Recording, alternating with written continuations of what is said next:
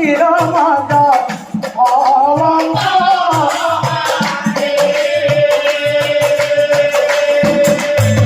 ধনৰ মুখে পৰিণত অন্ধ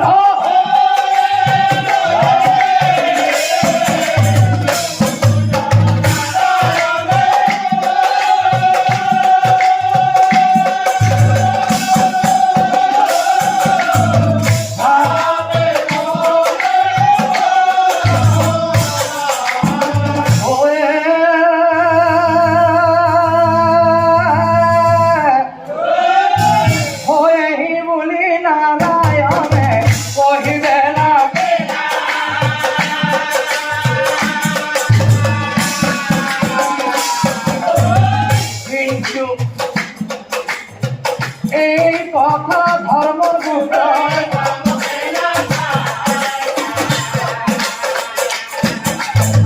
এই কথা ধৰ্ম হয়ে নে কয় কতদিন হবাৰ হয় আৰু এদিনাখন ৰজাই মনে মনে ভাবে আজি বহুদিন হল মই চিকাৰলৈ যোৱা নাই গতিকে অহাকালি ৰাতিপুৱাই এই চিকাৰলৈ যাম বুলি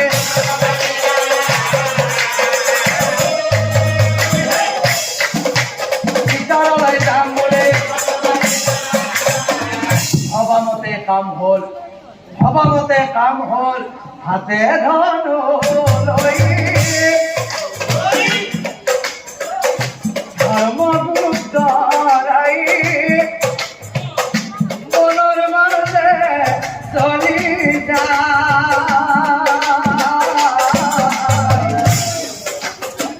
বনর মাঝে চলি যায় ওর যায় মৃগ বিচারিনে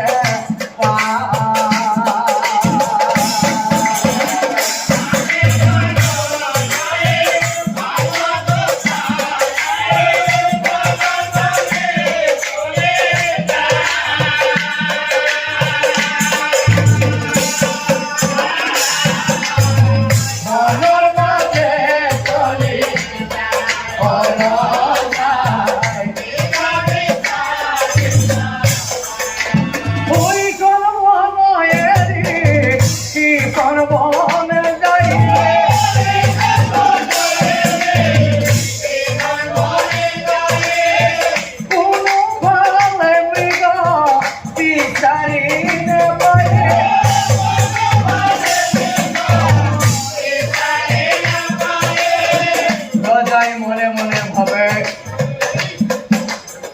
ক্ষুধাতে কেনে কৈ যাম মই ঘৰলৈ ক্ষুধাতে কেনে কৈ যাম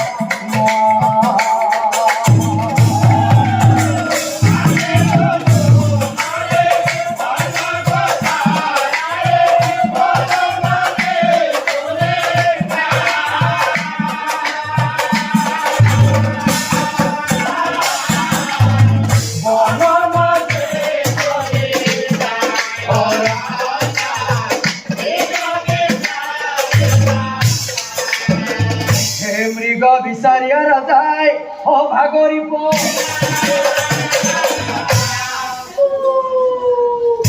হয় এক বৃক্ষৰ তলে যায়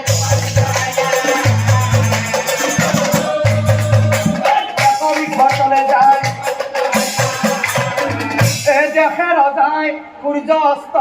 অসমাগত ৰজাই মনে মনে ভাবে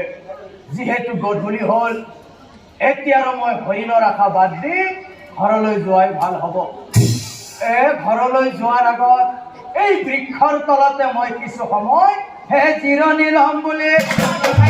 জিৰণি ল'ম বুলি আৰু ঠিক সেই সময়ত ৰজাই দেখিবলৈ পালে সিংহ এক আহি আছে ৰজাক লক্ষ্য কৰি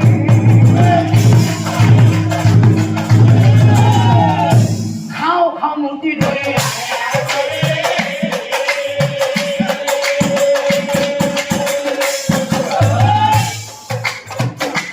মুটি ধৰি সিংহক দেখি ধৰ্মগুপ্তৰ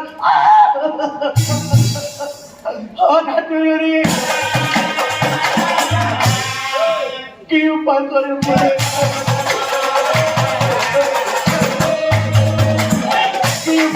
বুলি ৰজাই মনে মনে ভাবে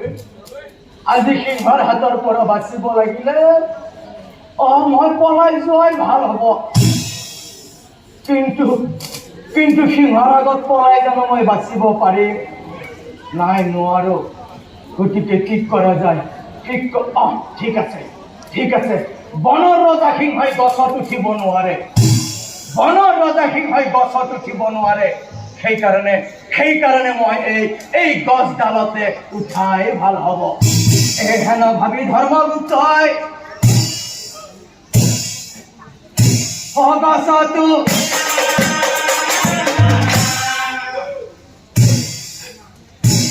কিছু দূৰ উঠি ৰজাই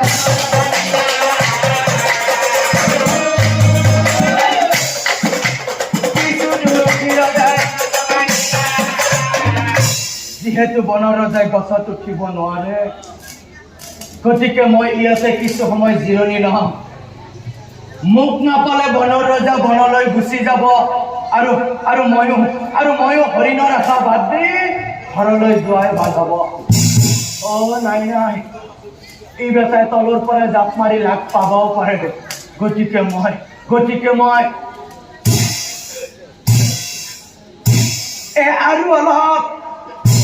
আৰু অলপ ওপৰলৈ হৈ উঠিব কচাই আৰু অলপ ওপৰলৈ হৈ উঠিব কচাই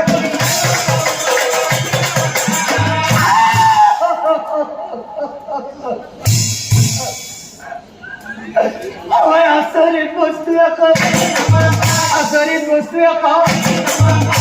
ভালুক আকৌ বহি আছে ওপৰত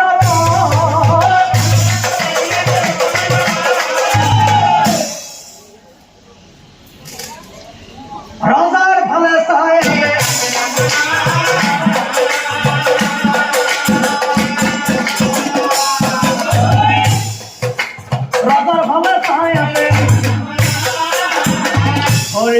হৰি প্ৰভু আজি মই আহোঁতে তাৰ মুখ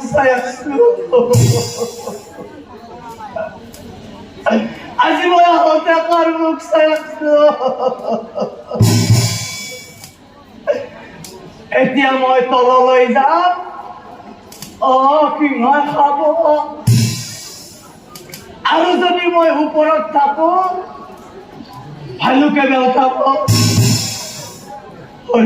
প্ৰভু বুকত উঠিছে ভয়ে উঠি যায়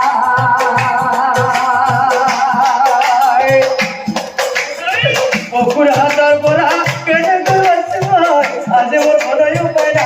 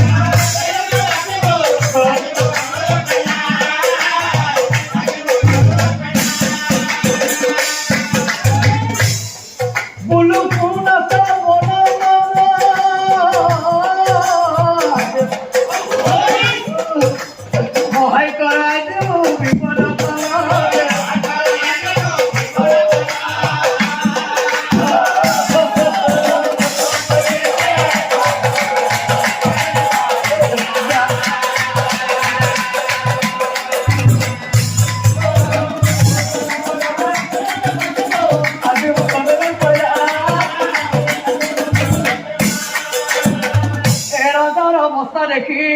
ভালুক মহাশয় ৰজাক চাহিয়া পাছে অজীৱ শ্ৰেষ্ঠ মনুষ্য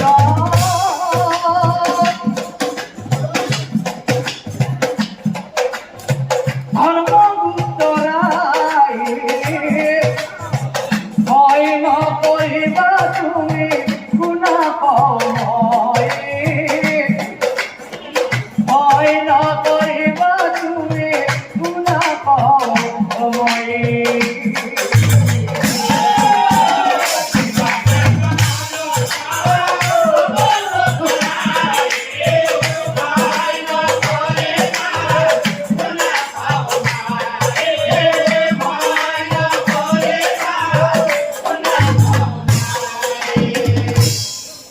আসল কথা তো কি জানা ৰাজা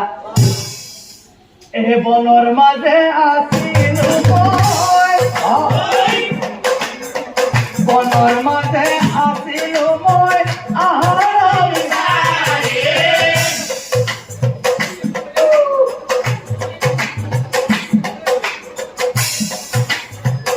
আৰু ঠিক সেই সময়ত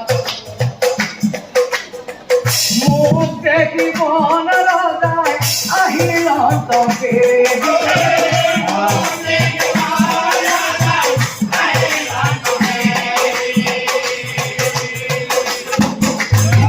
তাৰপিছত মই কি কৰিলো জানা ৰজা বন ৰজাক দেখি মই উঠিলো আৰু এতিয়া আশ্ৰয় লৈ আছো মই গছৰ ডালত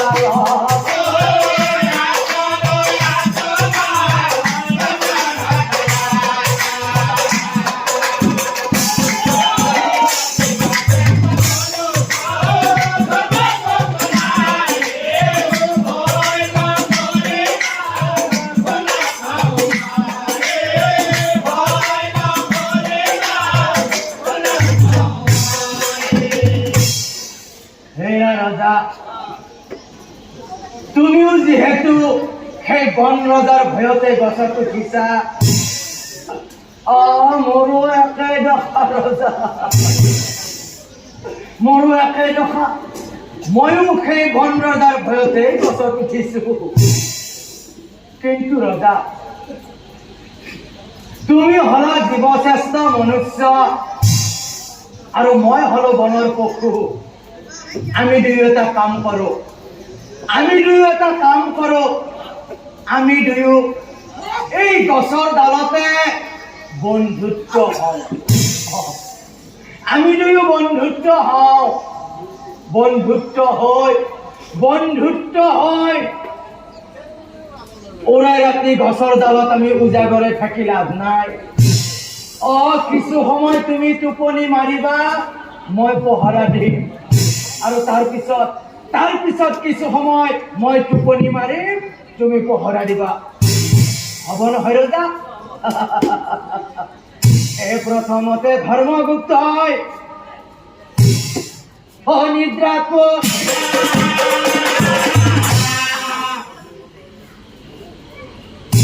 গছৰ ডালত ভালুকে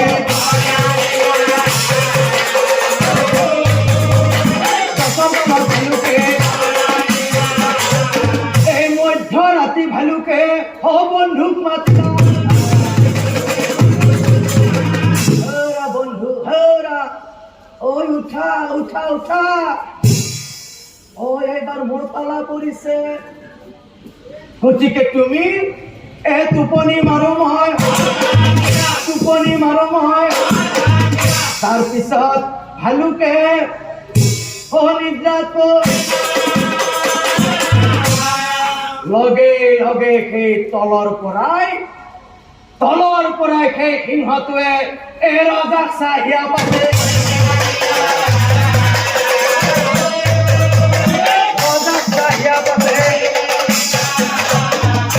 সিংহই বোলে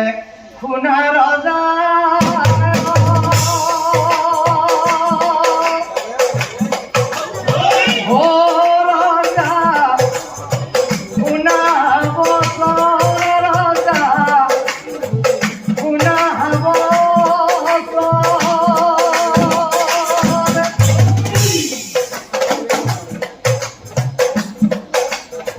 মনুষ্য হয় পশু বিশ্বাস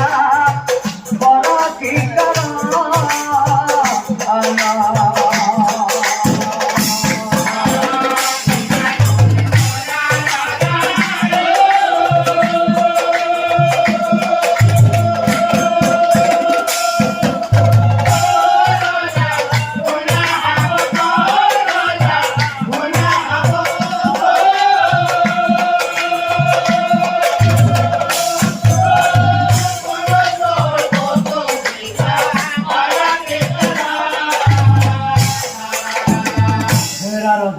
তুমি বোধ হয় না জানা ৰজা, তুমি বোধ হয় না জানা, কাৰণ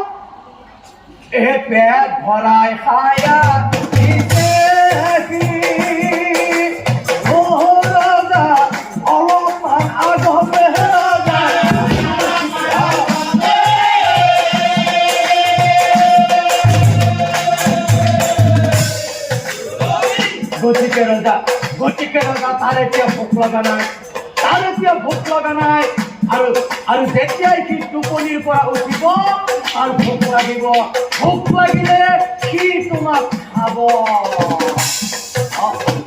টোপনিৰ পৰা উঠিলে তাৰ ভোক লাগিব আৰু ভোক লাগিলে সি তোমাক খাব গতিকে ৰজা সি তোমাক খোৱাৰ আগতে তাক তুমি ডালৰ পৰা পেলাই দিয়া আৰু তাক ডালৰ পৰা পেলাই দিয়াৰ পিছত মই কি কৰিম জানা ৰজা মই তাক এনে এৰিম